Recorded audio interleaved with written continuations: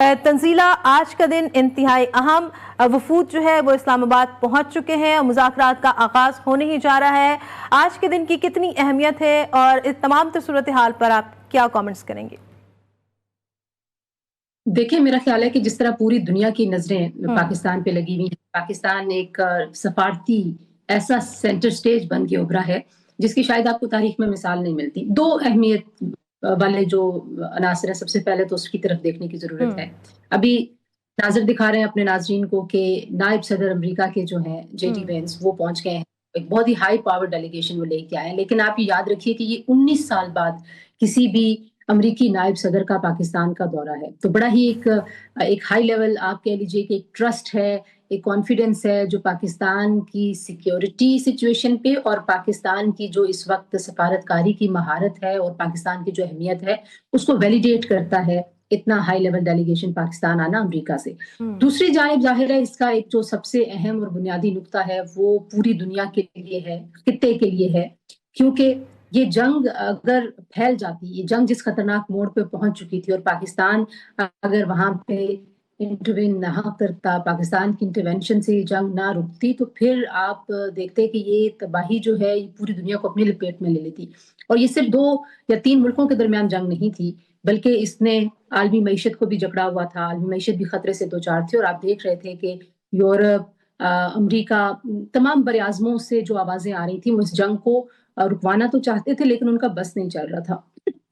تیسرا جو اہم نقطہ ہے، ابھی ہم نے ان مناظر میں دیکھا، اور رات کو جب مڈ نائٹ کے بعد ایرانی جو وفد ہے وہ جب پاکستان پہنچا، تب بھی ہم نے دیکھا کہ فیلڈ مارشل سعید عاصم منیر اور deputy prime minister Ishaq Dar صاحب نے اس وقت کا استقبال کیا۔ ابھی بھی ہم دیکھ رہے ہیں کہ جو امریکہ کا وفد پہنچا ہے وہاں پر بھی فیلڈ مارشل سعید عاصم منیر اور deputy prime minister Ishaq Dar صاحب جو ہیں وہ ریسیو کرنے کے لیے موجود تھے۔ یہ ایک بڑا ہی اہم پیغام ہے، کیونکہ جب سفارتکاری ہوتی ہے تو ظاہر ہے سفارتکاری کے ساتھ ساتھ آپ کو بہت ساری سیکیورٹی گارنٹیز چاہیے ہوتی ہیں، اور آپ نے دیکھا کہ جب سے اسرائیل نے پہلی بار جون میں پچھلے سال حملہ کیا تھا ایران پہ، اس کے بعد اگر آپ مسلسل نظر رکھیں امریکی جریدے جو بڑے کریڈیبل ہیں، بڑے با اعتماد جریدے ہیں، ان میں بار جس شخصیت کا ذکر ہوتا رہا وہ فیلڈ مارشل سعید عاصم منیر تھے۔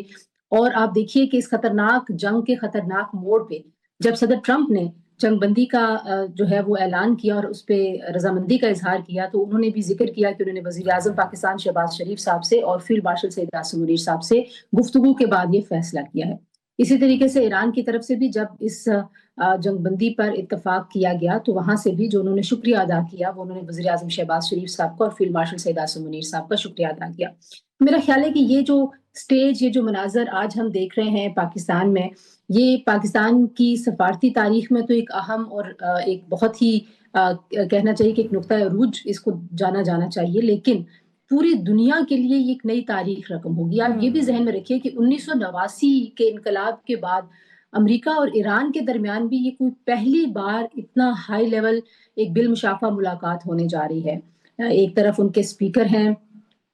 باقر کالباف، اور دوسری طرف جو ہیں وہ امریکہ کے نائب صدر ہیں جے ڈی وینس۔ اس سے پہلے مطلب 1989 کے بعد اب تک کوئی اتنا ہائی لیول کوئی ملاقات بالمشافہ نہیں ہوئی امریکہ اور ایران کی۔ تو یہ اعتماد ہے جو اس وقت پاکستان کی جو پاکستان نے سفارتکاری کی، جو پاکستان نے ایک ڈپلومیٹک پوزیشن لی، جو پاکستان نے ایک اسٹریٹجک اپنا رول ادا کیا، اس کا یہ اعتراف ہے۔ پھر آپ یہ بھی دیکھیے کہ امریکہ سے جو وفد آیا ہے اس میں اسٹیو وٹکاف جو ہیں وہ ایلچی ہیں امریکی صدر کے مشرق وسطیٰ کے لیے، لیکن وہ صدر ٹرمپ کے قریبی دوست بھی ہیں۔ اور جب صدر ٹرمپ پہ پچھلے 2 سال پہلے جب ان پہ ایک فرد جرم عائد کی جا رہی تھی، تو وہ واحد شخص تھے جو اس وقت وہاں پہ کورٹ میں ان کے ساتھ موجود تھے۔ جو تیسری شخصیت ہے ظاہر ہے ان کی اہمیت اور بھی بڑھ جاتی ہے، جیرڈ کشنر۔ وہ جو ہیں ظاہر ہے انہوں نے ابھی مشرق وسطیٰ کے جو ریسنٹ معاہدے ہوئے ہیں ابراہم اکارڈ میں، وہ بڑے انسٹرومنٹل رہے ہیں، بڑا انہوں نے کردار ادا کیا، لیکن وہ صدر ٹرمپ کے داماد بھی ہیں۔ تو ہمیں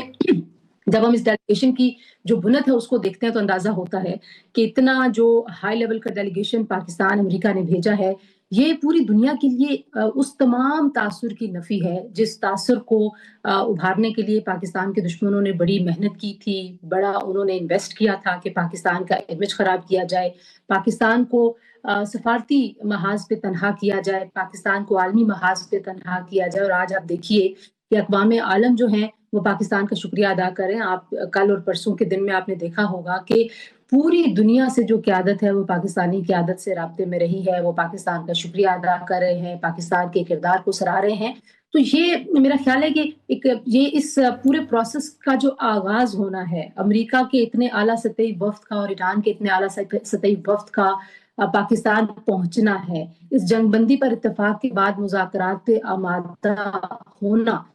ये इटसेल्फ एक नई तारीख है। लेकिन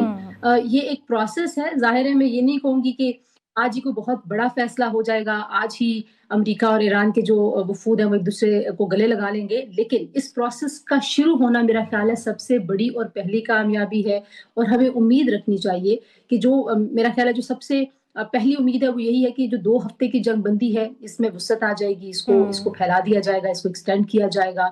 और जो एतमाद साजी का मरहला है वो बड़ा ही अहम है। उसमें भी पाकिस्तान और पाकिस्तान की जो क़यादत है, बिलखुसूस जो पाकिस्तान की सफारती तो हमारी जो टीम है वो तो शाबाश के लायक है ही, जिस तरह से उन्होंने मेहनत की और जिस तरह से हमने देखा कि डिप्टी प्राइम मिनिस्टर इसहाक डार साहब जो हैं वो काम करते रहे। लेकिन शहबाज शरीफ साहब और फील्ड मार्शल सैयद आसिम मुनीर साहब जो हैं वो बड़े अहम इस वजह से हैं कि इस वक्त अमेरिका भी हम पे एतमाद कर रहा है और ईरान भी हम पे एतमाद कर रहा है। तो जब आप सालसी आते हैं ना तो आपके कंधों पे एक बहुत बड़ा बोझ होता है, एक बहुत बड़ी जिम्मेदारी होती है। पाकिस्तान ने अब तक ये जिम्मेदारी